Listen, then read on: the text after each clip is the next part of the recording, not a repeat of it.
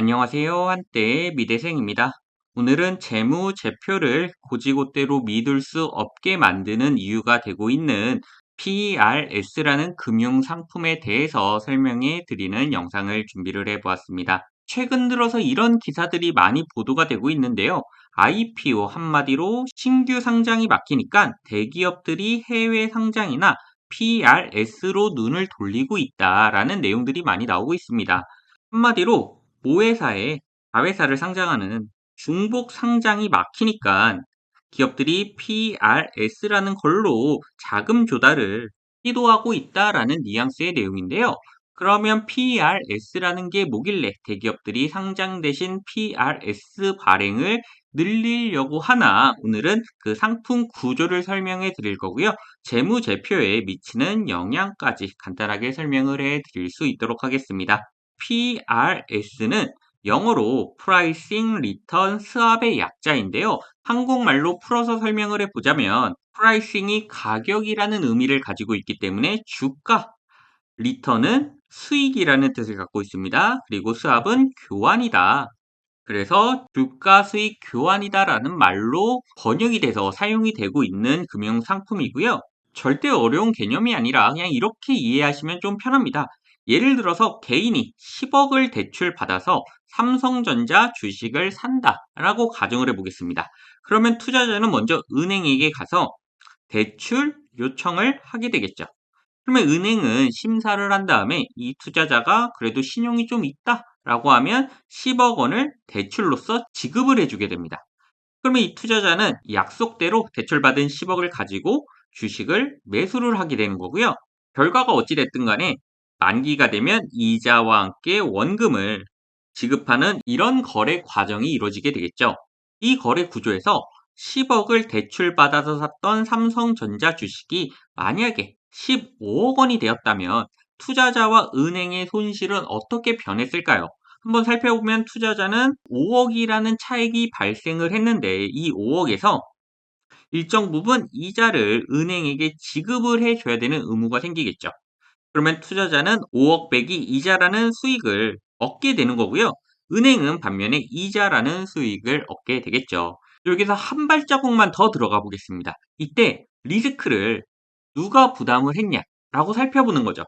투자자가 부담을 했을까요? 은행이 부담했을까요? 손실의 유무는 투자자가 당연히 부담을 했기 때문에 투자자가 리스크를 부담하게 됩니다. 그리고 은행은 리스크를 부담하지 않게 되겠죠. 이제 여기부터가 중요한데요. 투자자는 이 리스크를 부담하기 위해서 어떤 행동을 취했느냐. 바로 주식이라는 금융상품을 실제로 매수를 하는 리스크를 지게 됩니다. 이게 왜 PRS 금융상품을 설명하는데 굉장히 중요한 내용이냐면요. PRS는 주식을 실제로 매수하는 이 행동을 그냥 없애버리고 주식을 실제로 매수를 하지 않고서 이 리스크만 각자 부담을 하자. 이런 아이디어에서 출발한 게 PRS다. 리스크를 어떤 형태로 부담했는가가 굉장히 중요한 과정이다라고 말씀을 드릴 수가 있고요. 한마디로 특정 주식 가격에 따라서 수익을 정산하는데 일반적으로 개인 투자자라면 대출을 받든 뭘 하든 자금을 조달해서 실제 주식을 매수해야 리스크 부담을 투자자가 지게 되지만 PRS 계약상에서는 실제 주식을 매수하지 않고 변동 가격분에 따른 차익을 그냥 교환만 한다. 이게 PRS 가격 수익 교환이다. 라고 정리를 해서 설명을 해 드릴 수가 있는 거죠. 제가 방금 전에 보여드렸던 이 표에서 투자자가 이 3번 주식 매수라는 행동을 하지 않고 이 행동이 날아가 버리고 투자자와 은행이 삼성전자 주식 가격 변동에 따라서 주가 차익을 계산한다. 이런 내용인 거고요.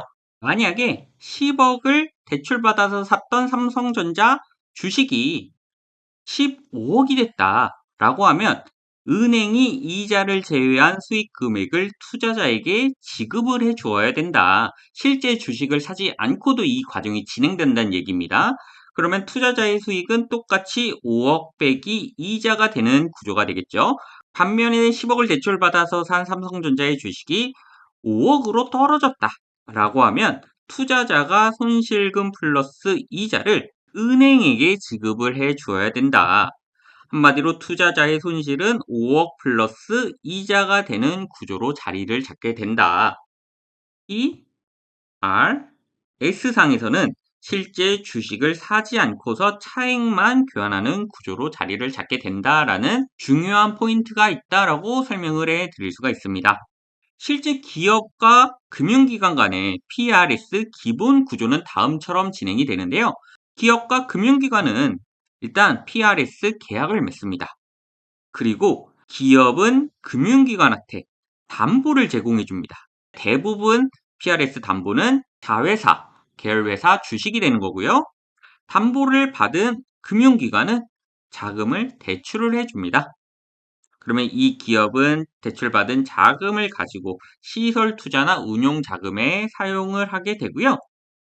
만기가 돌아오면 이 자회사 주식의 가격 상승 혹은 하락에 따라서 주가 차익을 서로 계산을 하게 된다. 이게 PRS의 기본적인 구조다라고 이해를 해 주시면 되는 거죠.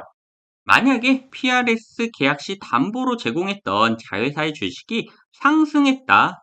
이런 상태가 된다면 금융기관은 이자를 제외한 수익 금액을 기업에게 지급을 해줘야 된다. 이런 결과로 이어지게 되고요. 반면에 하락을 했다면 기업은 손실금 플러스 이자를 금융기관에게 지급을 해 주어야 된다. 이런 결과로 이어질 수가 있겠죠.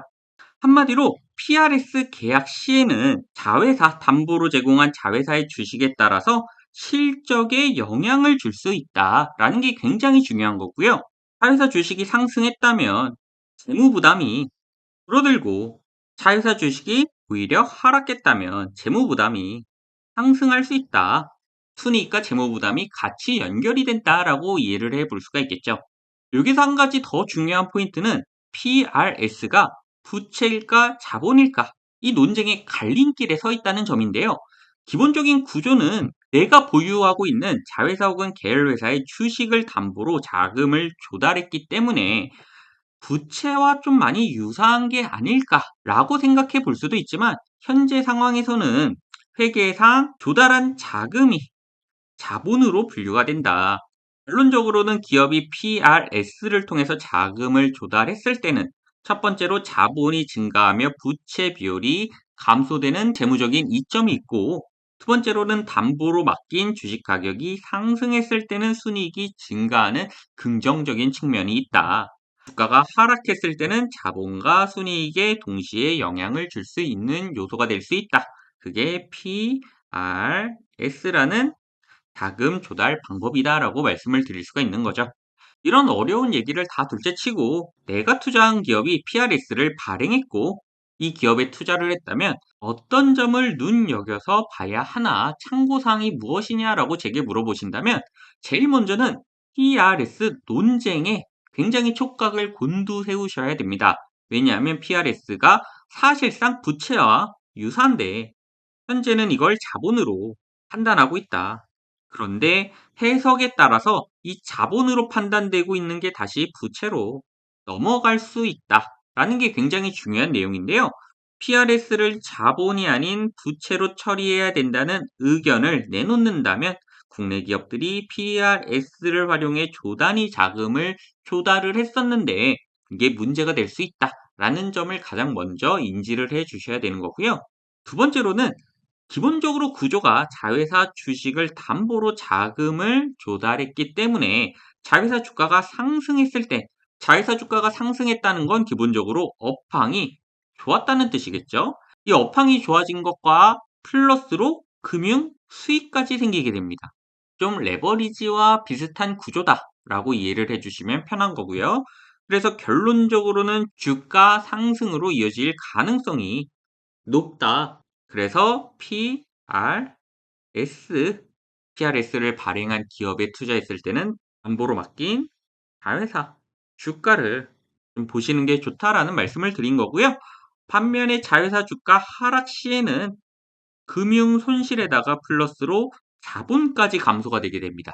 PRS 계약이 연장이 안 될 가능성이 굉장히 높아지기 때문에 자본까지 감소를 하게 된다. 그러면 당연히 주가 하락이 일반적인 상황이라면 5%만 하락해야 되는 게 15%, 20%까지 급격히 하락할 수가 있다. 기본적인 메커니즘을 이해를 하시고 투자를 하셔야 나의 성공 투자와 조금 더 가까워진다라고 말씀을 드릴 수가 있겠죠. 오늘 제 영상이 PERS라는 금융 상품을 이해하시는 데 조금이나마 도움이 되어 드렸으면 좋겠고요. 저는 다음에 조금 더 유용한 컨텐츠로 찾아뵐 수 있도록 하겠습니다. 감사합니다. 한때 미대생이었습니다.